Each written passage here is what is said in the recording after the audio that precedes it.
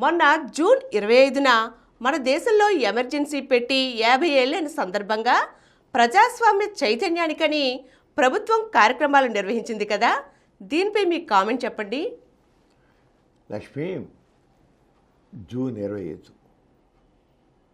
అంటే 2025 జూన్ 25కి మన భారతదేశంలో ఇందిరాగాంధీ ఎమర్జెన్సీ పెట్టి సరిగ్గా 50 సంవత్సరాలు. 1975 జూన్ 25న ఇందిరాగాంధీ తన పాలన ఉంది, తను ఎమర్జెన్సీ పెట్టి. మామూలుగా ఎమర్జెన్సీ మన కాన్స్టిట్యూషన్లో, రాజ్యాంగంలో ఈ ఎమర్జెన్సీకి ఏదైనా అంతర్గతంగా కల్లోలాలు జరిగితే, అంతర్గత యుద్ధం అంటే దేశంలోనే యుద్ధాలు వచ్చేట్లయితే, అంతర్గత యుద్ధాలు, సైన్యం తిరుగుబాటు అలాంటప్పుడు దానికోసం ఎమర్జెన్సీ పెట్టారు. ఇప్పుడు 1975 జూన్ 25 ఆ జూన్ 25 ఎందుకు పెట్టి అంతకుముందు 2 సార్లు పెట్టారు ఎమర్జెన్సీ. చైనా వార్, చైనాతో మన యుద్ధం జరిగినసారి పెట్టారు. పాకిస్తాన్ జరిగిన ఎమర్జెన్సీ 2 సార్లు. ఇది 3వసారి పెట్టడం. ఎందుకు పెట్టారు? యుద్ధం వచ్చేప్పుడు ఇది పెట్టారంటే, యుద్ధం వచ్చేప్పుడు ఎమర్జెన్సీ ఎమర్జెన్సీ ఫండమెంటల్ రైట్స్ అన్ని చాలా కొన్ని, వాక్ స్వాతంత్ర్యం, పత్రికా స్వాతంత్ర్యం, సభా స్వాతంత్ర్యం ఇవన్నీ పోతాయి. అలాగే కోర్టుకి వెళ్ళి ఏమిటి నా నోరు నొక్కిస్తారు, మామూలుగా అయితే నేనేం తప్పు చేశాను, నా మీద కేసు పెట్టారు, నా నోరు నొక్కిస్తారు అని అడగచ్చు. ఇప్పుడైతే అడగచ్చు. కానీ ఎమర్జెన్సీ టైంలో ఈ ఫండమెంటల్ రైట్స్ అన్నీ కూడా హరింపబడతాయి. ఎందుకు వార్ టైం ఎందుకు పెడతారంటే, అది పెట్టపోయినట్లయితే వీళ్ళు కొంతమంది మామూలు వాళ్ళు మన దేశంలో ఆ విమానం పడిపోయింది, లేదా వాళ్ళకి అది ఉంది, మనకి ఇది లేదు, ఇది లేని మీరేంటి యుద్ధం చేసేది ఏంటి, మనం ఏంటి మనం చేసేది ఏంటి అని మాట. అది శత్రువుకి ఇంకా ఇదవుతుంది. వాడు బాంబేస్తే ఇంతమంది చచ్చిపోతే మనమేమో ఏం లేదు, మనకేం జరగలేదని చెప్పి అంటాం, వాడికే జరిగింది చెప్తాం, శత్రు దేశం మనం ఏం చెప్పాము అని ఇలా మాట్లాడతారు. దాంతో శత్రు దేశానికి చాలా ఇంకా అలుసైపోతుంది. అందుకే ఎమర్జెన్సీలో ఈ వాక్ స్వాతంత్ర్యాన్ని అరికడతారు. అది అవసరమే, అది చాలా అవసరమే. ఎందుకు మన జరిగిన పాల్గొనేటప్పుడు కూడా మన దేశం ఎమర్జెన్సీ పెట్టాల. పాకిస్తాన్కి, ఇండియాకి మన భారత జరిగింది 3 రోజులు జరిగింది కదా, అప్పుడు ఎమర్జెన్సీ పెట్టకపోతే కొంతమంది భారతదేశంలో కొంతమంది భారత ప్రభుత్వానికి వ్యతిరేకంగా కూడా సోషల్ మీడియాలో పెట్టారు. ఎన్ని ఎమర్జెన్సీ పెట్టలే కనుక వీళ్ళు మన దేశం మీద దండయాత్ర జరిగినప్పుడు, మన దేశం మీద తీవ్రవాదులు వచ్చి చేసినప్పుడు మనం తప్పకుండా మన దేశం తరపున ఉండాలి. అదే దేశభక్తి అంటే. మన దేశానికి మనం రక్షించుకోవడం రెడీగా ఉండకపోతే ఇంక శత్రువులు ఏం చేస్తారు, ఇష్టం చేస్తారు వాళ్ళు. మన ఎమర్జెన్సీ పెట్టబోవడం చేశారు కొంతమంది ఇండియాలో. అది జరిగింది ఎందుకు? యుద్ధం అయిపోగానే ప్రతిపక్ష నాయకులు ఆ విమానం పడిపోతే దాని గురించి చెప్పలేదేంటి, అక్కడ అంతమంది చచ్చిపోతే చెప్పలేదేంటి అని ఈ ప్రతిపక్ష నాయకులు మాట్లాడారు. అదే మామూలు కూడా ఎందుకు ఆగారు, నోరు మూసి కూర్చున్నారు. లేదా అదే యుద్ధం టైం చేశారనుకో, పాకిస్తాన్కి ఎంత ఇది ఉండేది, అలసి అయిపోయేది మంది. అంచేత ఎమర్జెన్సీ అందుకోసం ఎమర్జెన్సీ. కానీ 1975 జూన్ 25న ఇందిరాగాంధీ ఎందుకు ఎమర్జెన్సీ పెట్టింది? ఆమె ఏ నియోజకవర్గం నుంచి ఎన్నికైందో ఆ నియోజకవర్గంలో ఎన్నికైనప్పుడు ఆమె అక్రమాలు చేసి నెగ్గింది అని ఎవరైతే ఓడిపోయారో వాళ్ళు ఆమె మీద కేసేశారు. ఇలాంటి అక్రమాలు చేసింది, అందుకే నేను ఓడిపోయాను అని కేసు పెడితే హైకోర్టు కరెక్టే అని చేసి ఇందిరాగాంధీ ఎన్నిక చెల్లనేది. అప్పుడు ఇందిరాగాంధీ ప్రైమ్ మినిస్టర్గా ఉంది. చెల్లబాటు కాదు అని హైకోర్టు తీర్పిచ్చింది. ఇది చెల్లుబాటు కాదని. హైకోర్టు చెల్లుబాటు చేసి కానీ ఇందిరాగాంధీ మళ్ళీ సుప్రీంకోర్టుకి వెళ్ళింది. సుప్రీంకోర్టు ఏం చేసింది? హైకోర్టు ఇచ్చిన తీర్పు కరెక్టే, అక్రమాలు జరిగాయి, ఇందిరాగాంధీ ఆ రంగం ఎన్నికయింది, అంచేత ఇందిరాగాంధీ ఎన్నిక చెల్లనేరదు అని చెప్పి. మామూలుగా ఎవరైనా ఇస్తే వెంటనే రిజైన్ చేసేస్తారు, బయటకు వచ్చేస్తారు, లేదు బయటపోతారు. రిజైన్ ఒకసారి హైకోర్టు కానీ సుప్రీంకోర్టు చెప్తే ఇక వాళ్ళు మాట్లాడరు. తప్పు జరిగిపోయింది, తప్పు వాళ్ళు తప్పునుకోకపోయినా సరే బయట రావాల్సిందే. మరి సుప్రీంకోర్టు సుప్రీం, ఇంక దాని కాదంటే అలాగా. కానీ ఇందిరాగాంధీ ఏం చేసింది, తన పదవిలో ఉండడం కోసమని ఎమర్జెన్సీ పెట్టింది.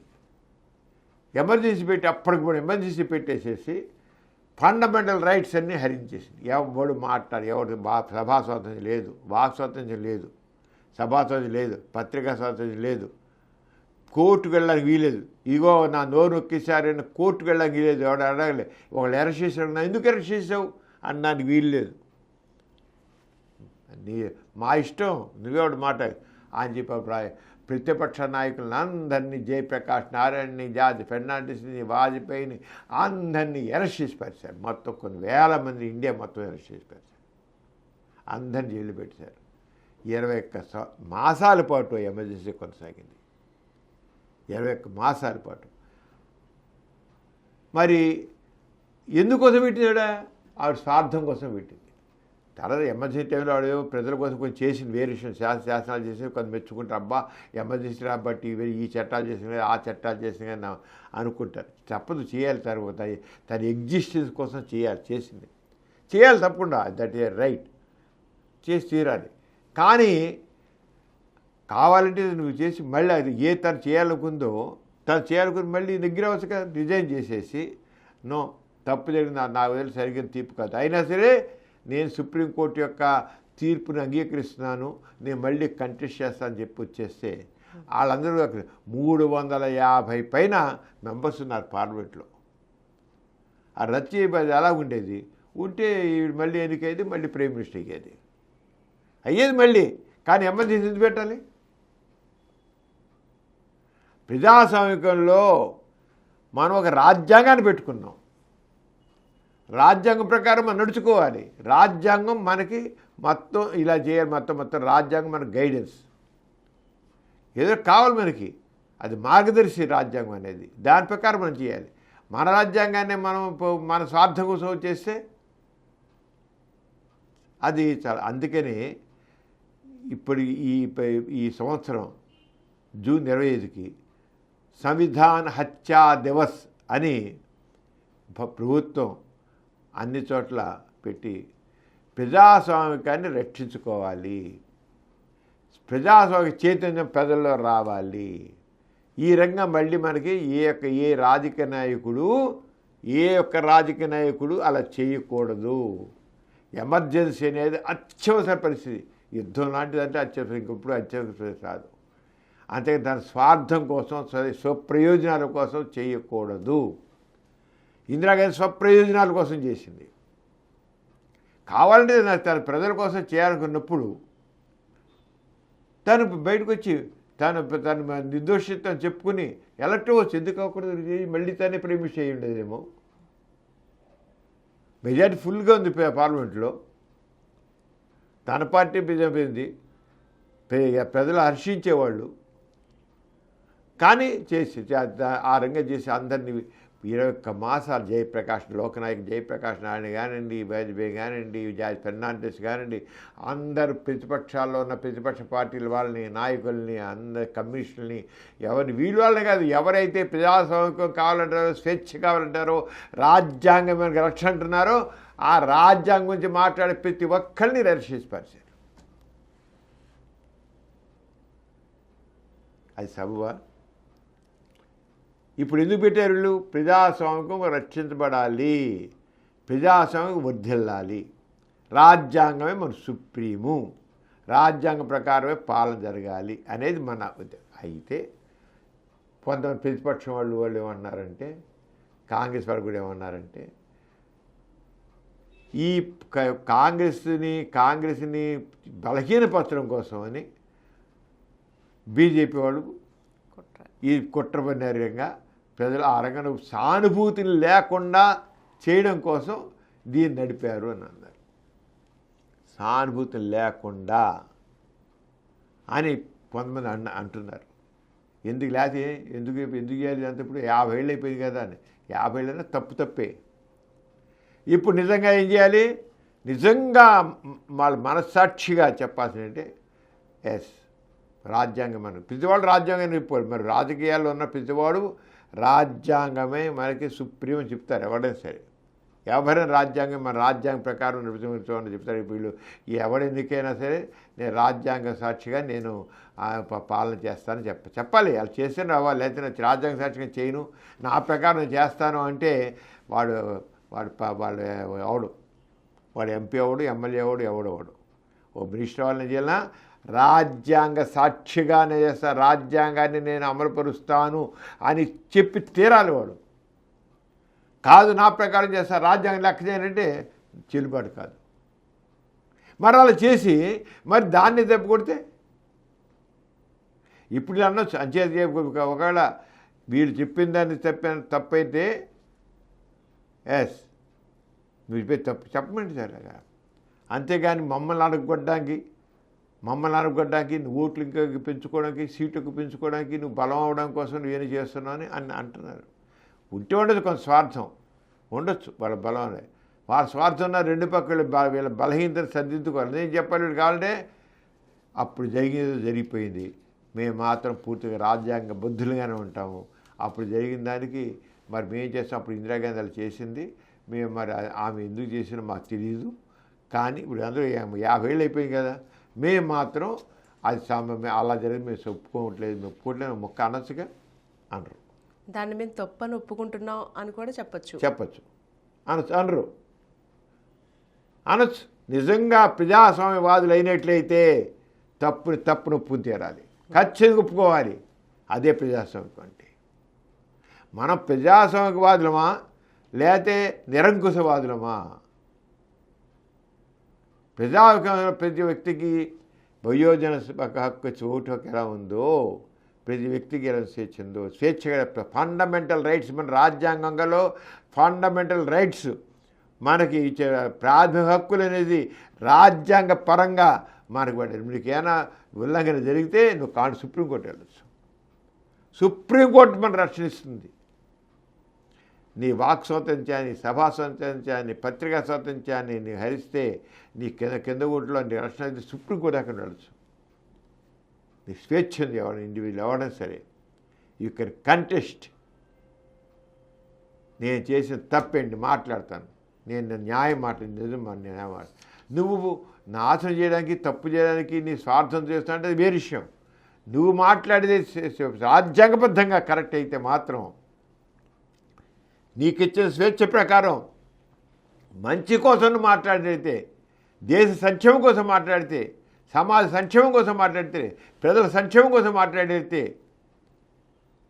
అది తప్పకుండా రాజ్యాంగం నేను రక్షిస్తుంది. నీ స్వార్థం కోసం చేసే మాత్రం రాజ్యాంగం రక్షించదు. నీ రాజ్యాంగం నీకు స్వేచ్ఛ ఇచ్చింది, నీకు హక్కు ఇచ్చింది, ఫండమెంటల్ డ్యూటీస్లో మనకి ఇచ్చింది.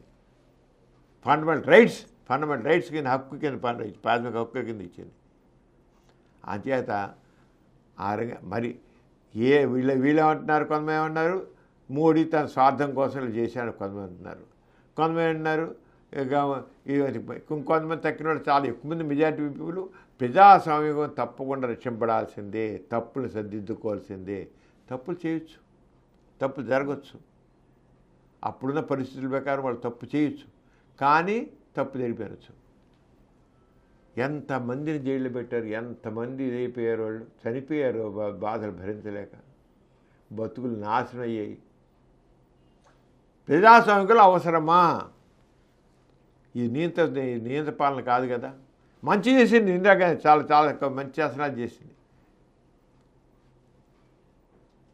అయినప్పటికీ రాజ్యాంగబద్ధంగా ఏది అవసరం అది చేయాలి. అందుకని సంవిధాన్ హత్యా దివస్ అనేది గుడ్ స్పిరిట్లో తీసుకోవాలని కోరుతున్నాను నేను. గుడ్ స్పిరిట్లో మంచిగా అదే అని తీసుకుని ప్రజాస్వామ్యవాదులు నిష్పక్షపాతంగా ఆలోచిస్తూ, అక్కడ పార్టీ పరంగా ఆలోచించే వాళ్ళు ఎలా ఆలోచించారు, కానీ ప్రజాస్వామ్యవాదులు మాత్రం నిష్పక్షపాతంగా ఆలోచించి రాజ్యాంగాన్ని ముందు ఎవ్వరు హరించకుండా చూడాలి. హరిస్తే వాళ్ళని దింపి తీరాలి. అంతే. పాఠం నేర్చుకున్నాం మనం. ఒక ప్రధానమంత్రి చేసిందంటే పాఠం నేర్చుకున్నాం. ఈ మాట మాత్రం అప్పుడు అందరూ అలాగే చేపెట్టి జైల్లో పెట్టారు. మళ్ళీ కనుక ధైర్యం ప్రజల్లో ఎప్పుడైతే ఈ చైతన్యం వస్తుందో అప్పుడు ఇది చేయడం సాహసించరు. ప్రజల్లో చైతన్యం లేనప్పుడే, రాజ్యాంగపరమైన చైతన్యం లేనప్పుడే ఇలాంటివి జరుగుతాయి. అంటే ప్రజల్లో రాజ్యాంగపరమైన చైతన్యం ఉండాలి. రాజ్యపరం చైతన్యం లేకపోతే నేను చేసేప్పటికి హాహాహో చప్పట్లు కొట్టినారు. నువ్వు ఆ పని మళ్ళీ నువ్వు ఎన్నికే చేయొచ్చు. అంచేత ప్రజాస్వామ్యం, మన ప్రజాస్వామ్యం నిజంగా ప్రజాస్వామ్యవాదులుగా ఆలోచించేట్లయితే ఈ రంగా స్వప్రయోజనాల కోసం, స్వార్థం కోసం రాజ్యాంగాన్ని దాన్ని ఉపయోగించుకోవడం అది తప్పు. ఫండమెంటల్ రైట్స్ని హరించడం తప్పు. వ్యక్తి స్వేచ్ఛను హరించడం తప్పు. వాక్ స్వాతంత్రం హరించడం తప్పు. అది అంటే తప్పు చేయాల్సిన అవసరం ఎందుకు చేయాలి? తప్పు రాజ్యాంగబద్ధంగా నడవాలి. ఒకటే గుర్తించి ఎవరైనా సరే రాజ్యాంగబద్ధంగా నడవాలి. ప్రజాస్వామ్యంలో ఏదో ఒకటి ఉండాలి, రాజ్యాంగబద్ధంగా నడవాలి. ఆ రంగా తీసినట్లయితే మరి జూన్ 20న ఎమర్జెన్సీ పెట్టి 50 సందర్భంలో ఈ సంవిధాన హత్యా దివస్ని మనం గుడ్ స్పిరిట్లో తీసుకోవాలని చెబుతున్నాను. గుడ్ స్పిరిట్లో ఇందిరాగాంధీ సపోర్ట్ చేసే వాళ్ళు ఉన్నారు, లేదనట్లా ఉన్నారు, ఇందిరాగాంధీ సపోర్ట్ చేస్తారు. కానీ రాజ్యాంగాన్ని మనం ఎప్పుడైతే చేస్తామో వ్యక్తి కంటే రాజ్యాంగం ముఖ్యమైనది. వ్యక్తి ముఖ్యం కాదు, రాజ్యాంగం ముఖ్యము. రాజ్యాంగంలోని మనకున్న శాసన మరి అంబేద్కర్ మరి ఉన్న కమిటీ ఎప్పటికంత మొత్తం మన రాజ్యాంగ కమిటీ ఎంతో ఆలోచించి ప్రపంచంలో ఉన్న రాజ్యాంగాలన్నీ క్షుణ్ణంగా అధ్యయనం చేసి మన భారత రాజ్యాంగం చేశారు. క్షుణ్ణంగా అధ్యయనం చేసి ఒక గొప్ప రాజ్యాంగాన్ని నిర్మించారు. దాన్ని కాపాడుకోవాల్సిన బాధ్యత మనందరికీ ఉంది. ప్రజాస్వామ్యవాదులైన అందరూ కూడా మళ్ళీ అలాంటి స్థితి రాకూడదు. మనం నిష్కల్మషంగా ఆ రకమైన రాజ్యాంగాన్ని మనం ఉంచుకుని నిలబెట్టే బాధ్యత ప్రతి ఒక్క బాధ్యత అని నేను అంటున్నాను.